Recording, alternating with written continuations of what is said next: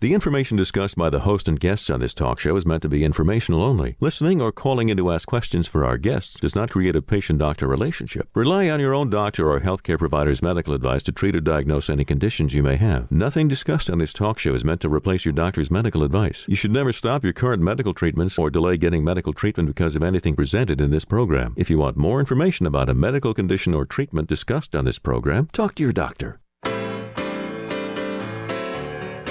It's time for Health Check with Heidi Godman, a daily dose of health and wellness information. Call or text Heidi your questions at 373-1220. That's 373-1220. And now here's Heidi Godman. Hi, everybody. Welcome to Health Check. I'm Heidi Godman. Hope you're doing well on this great day. We have a very interesting program lined up for you today. In a little bit, we're going to be talking about ways to detect a very important neurological disease early. So these early detection signs sometimes can be very tricky. A lot of people dismiss them in all kinds of different diseases, especially neurological disorders. And today we're going to be talking about Parkinson's. A new study suggests that maybe sudden changes in vision could signal early Parkinson's disease. We're going to be speaking about that in our weekly Brain Boost, so please stick around for that. Also today, we're going to be talking about Botox. You ever think about getting Botox to maybe relax the frown lines in your brow? Well, when would you be a candidate for that? Should you wait until you can actually see those lines when you aren't actually furrowing your brow, but it looks like it? Or maybe you have those lines between your eyebrows, the 11s. I'm sort of feeling my face right now as I'm doing this to tell you about it. Well, there are some doctors who suggest that getting Botox earlier now might actually be more helpful. So we're going to talk about that. Also, we're going to talk about capillaries on your face, these little broken facial capillaries. They can create sort of this unsightly little red line. Do you want that? Is it safe? Is it okay? How do you get rid of it? We're going to find out about that, too. But we are going to start today by talking about something that dogs just so many women. And, you get through your teenage years fighting acne, and then you get to adulthood, and guess what? More acne. Why does this happen? It's called adult female hormonal acne.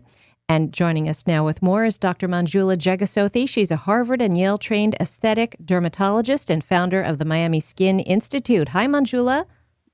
Hi, Heidi. Thank you for having me again on your show. Glad that you are here with us. And I bet this is a common complaint that you hear from women. Yes. I mean, I'd say it's the most common medical reason other than, having your moles checked for adult women to come into the dermatologist's office. And it can be very confusing because, as you said, a lot of people expect to have a few breakouts when they're teenagers and maybe a little bit in college. And then the skin seems to clear up. And then all of a sudden, here you are, 28, 29, 30, or even older, and you're starting to get deep cystic pimples again. And what's going on, Yeah, absolutely. And it's just not fair, if you've gotten through it already and then it's happening. And even into menopausal years, you see this occurring. So what is behind this? Are hormones really to blame? I mean, in general, it's that we have different hormonal periods or stages in our lives. And they change about every 10 years, get to a new plateau. And, as we're in our prime childbearing years as women, our estrogen and progesterone levels are sort of at an all-time high, and then they sort of start to slowly go down, and then they go down quite precipitously during menopause, and then they're kind of at another stable phase for older age. Now, what happens is as we approach these different stages, they sort of they fluctuate from day to day, week to week, and month to month. And that's what causes the acne. And so it's very confusing because you can go and get your blood test done and your hormonal panel checked, and it's all within normal. But it's important to note slight variability from, a few months to, every 6 months or so to really detect what's going on with your hormones. I generally don't recommend that because it's very expensive. It's often not covered by insurance. And, you kind of know that this is probably hormonal anyway. A lot of women who are my patients, note that it worsens at a specific time of the month or it gets better at a specific time of the month. They know it's cyclical. And, if you are in this demographic of an adult woman of childbearing age, then that's probably what you have. What would some of the symptoms of hormonal acne be when you're an adult? And what's the difference between acne and just a single pimple here and there? How do you know that? And a single pimple here and there would probably be defined by less than one a month. And, you could probably pinpoint it to a time of stress in your life or when you were run down or having the flu or, a particularly bad winter. Or luckily, something we don't have to worry so much about in South Florida. But, just things like that. But, hormonal acne, number one, it tends to concentrate on the lower face and jawline, sometimes even the neck. And then number two, it almost always follows some kind of cyclical pattern that it may not mirror your menstrual periods exactly, but it might mirror the time you ovulate or maybe the time immediately after your period, et cetera. And so generally the patient knows that it must have something to do with their hormone. So at what point should someone go to the doctor? I mean, even though acne is annoying and a nuisance, it's not permanent unless it starts to cause scarring. So I always tell people, as soon as it starts bothering you is when you should come.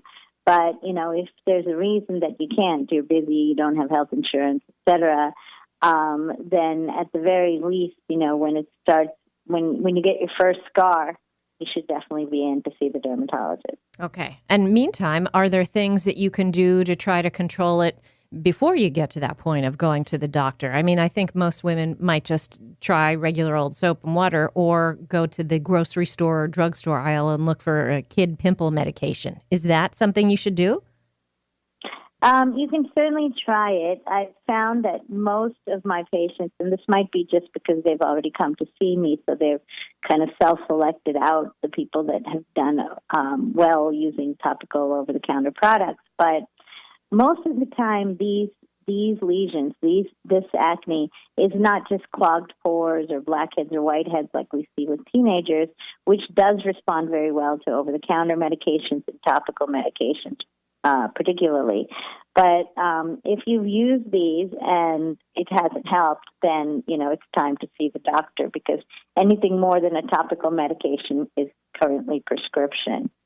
So, that would be the reason to see. And I think, going straight to the dermatologist saves a lot of time and hassle. Yes. And then you have prescription medications that you can give to patients, and some of them are completely safe, and some of them have risks. Tell us about those.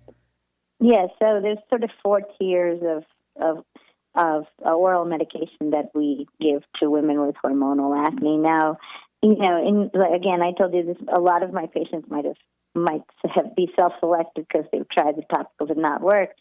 But what happens is if you overuse the topical medicines on a deeper lesion, it's just going to irritate your skin. It's not going to fix the deeper cyst, and then it's not going to fix the overlying skin, and it's only going to make the overlying skin worse, sort of calling attention to that deeper cystic pimple. So that's why most women get frustrated and then come to see us.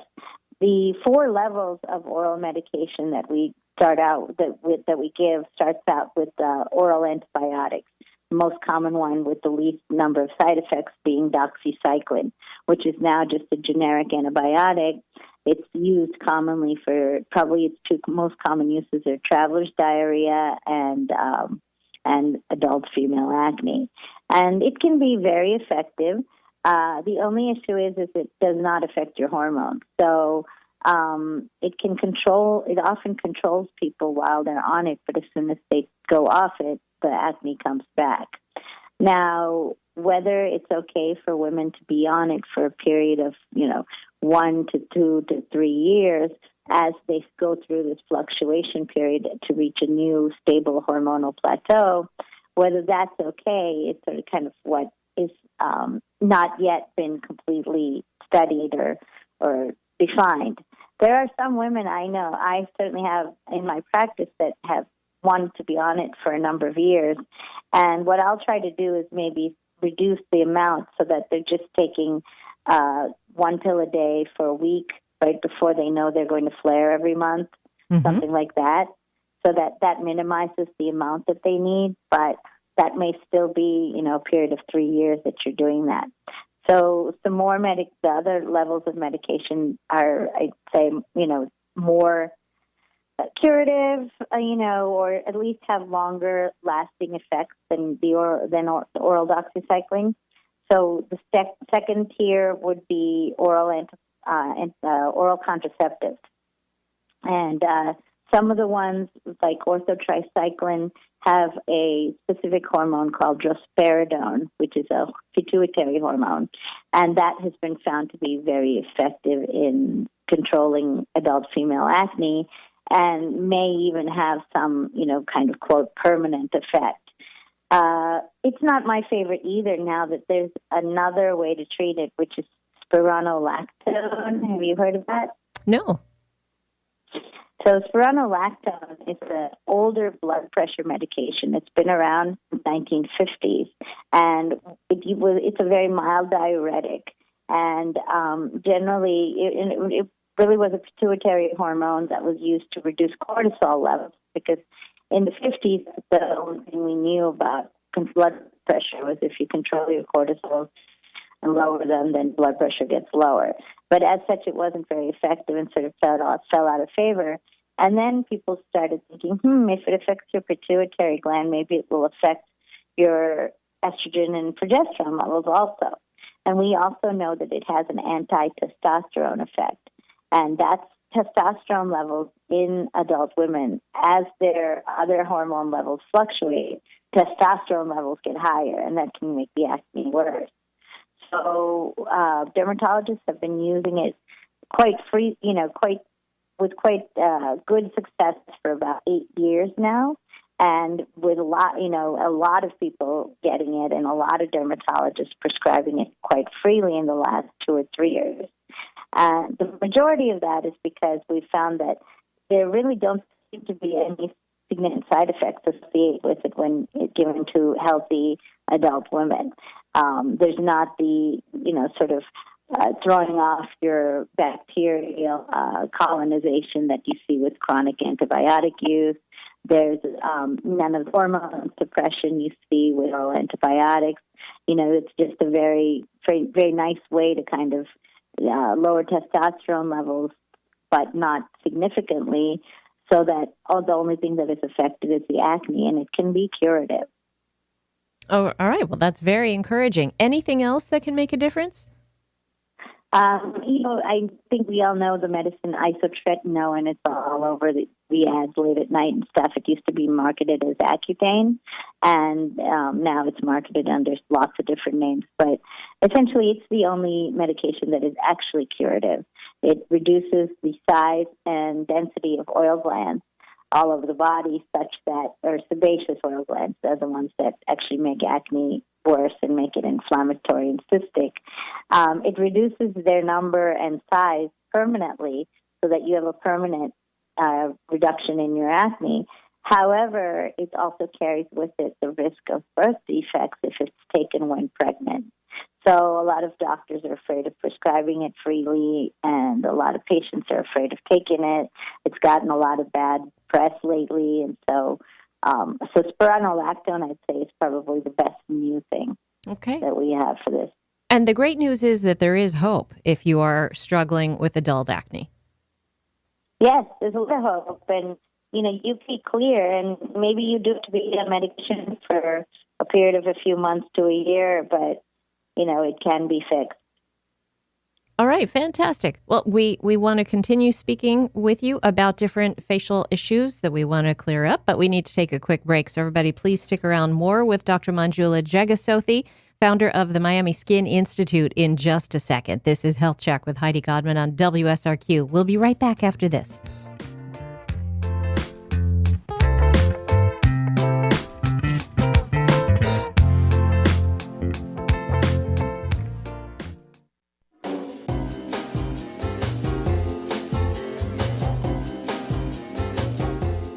Welcome back to Health Check. I'm Heidi Godman. We are speaking today with Dr. Manjula Jegasothy. She is a Harvard and Yale-trained aesthetic dermatologist and founder of the Miami Skin Institute. She's answering all of our little questions about these tricky situations that you have to deal with on your face. So we were talking about hormonal acne in our last segment. Now we want to talk about these kind of crazy little red lines you might have here and there on your face. And these can actually be caused by broken capillaries. Manjula, these may show up just out of the blue and in one particular spot. What is going on there? Yeah, so the typical broken capillary on the face is less than 2 or 3 millimeters wide and less than 4 millimeters long. So they're fairly small, but they're bright red. So they're very noticeable. And they can happen from one day to the next, almost like they burst. They popped out. That's why we call them broken capillaries. What's really happening is that they're slowly forming over time. And the most common reasons for this are chronic rosacea, meaning having had rosacea for 5 to 10 years or more. Rosacea is characterized by hyperactivity of blood vessels on the face. So if they keep opening and closing, one day one of them is just going to kind of stay open, and that's what that is.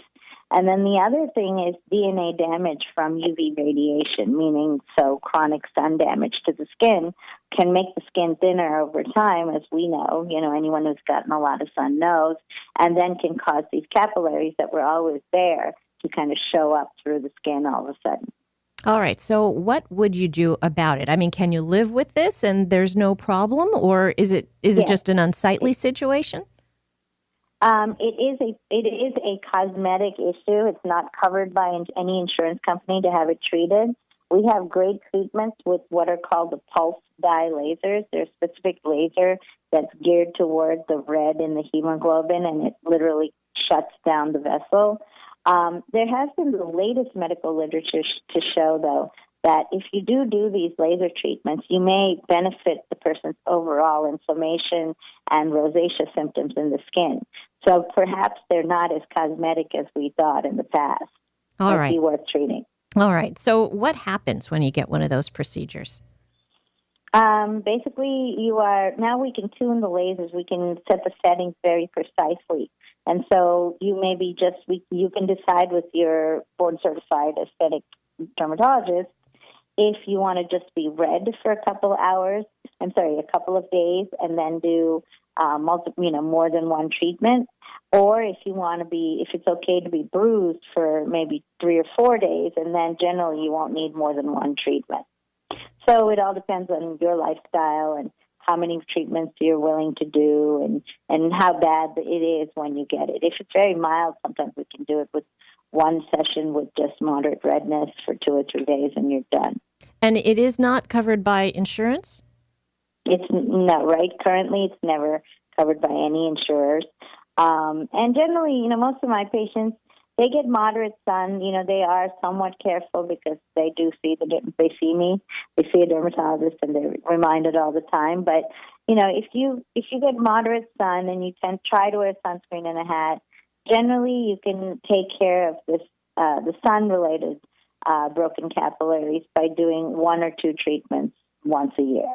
Okay, terrific. And what kind of a charge do you think that someone might incur wherever he or she is seeking that out? So more rural areas, maybe starts around $350 and then up to probably $750 in places like Manhattan.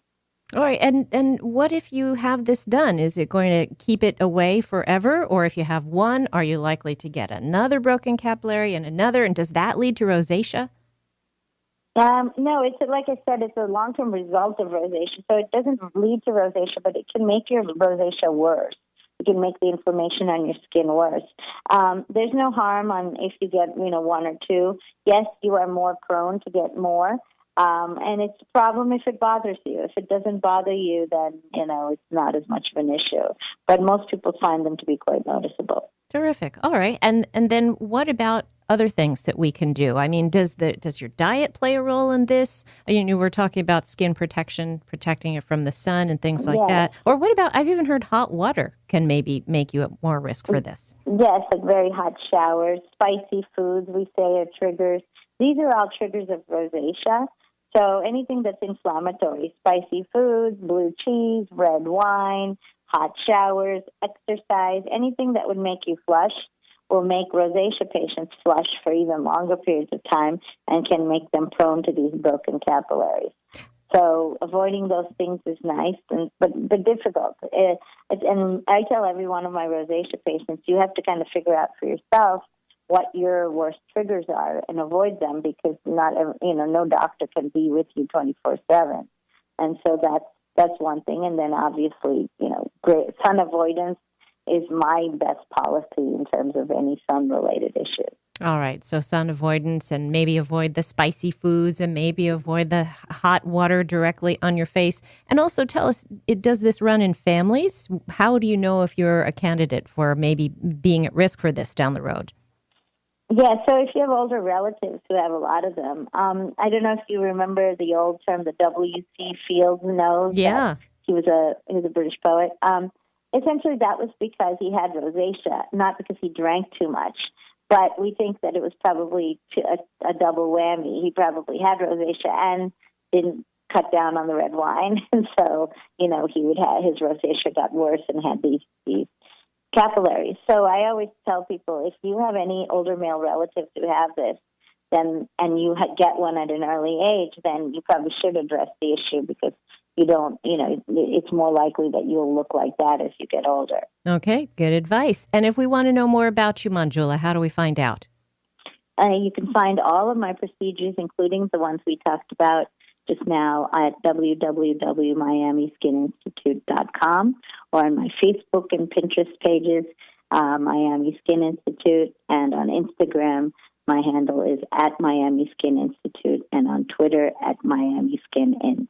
Wonderful. All right. Well, don't go away. We want to keep speaking with you, and we're going to take a quick break. After the news and weather break, then we're going to come back and talk about signs that you're ready for Botox. So everybody, please stick around. You're listening to Health Check with Heidi Godman on WSRQ. We'll be right back.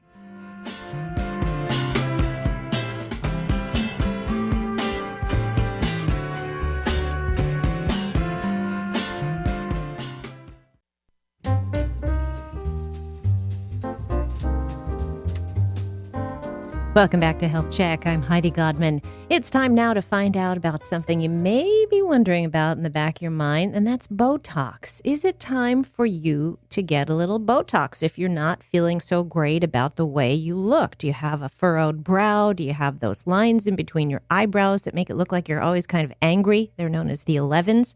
Well, we are going to find out. My guest is Dr. Manjula Jegasothy. She's a Harvard and Yale-trained aesthetic dermatologist and founder of the Miami Skin Institute. Hi, Manjula.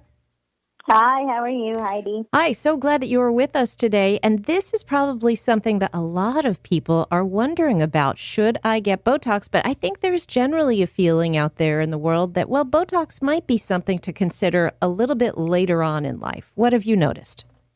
Sure. So actually, the American Academy of Dermatology did a survey of, a random sampling of adult consumers this year, and 70% of them said that they were considering or would consider a cosmetic procedure, and the number one among those procedures is Botox. So I think a lot of people are thinking about it more than we might even expect. And yes, what you were saying was also correct. We used to just, and even us as aesthetic physicians used to say, start thinking about Botox when you turn 40 or 45 or whatever. But really, the answer is dependent on your own genetics and anatomy. If you find that you're making an expression such as frowning or squinting or something that's giving you an etched line, that's a line that's there not when you're not making the expression, even as early as 30, then it may not be too early to get a little Botox in that area. In that situation, that can generally sort of retrain you to not make that expression, and you may only need Botox once or twice a year for a very long time, perhaps forever.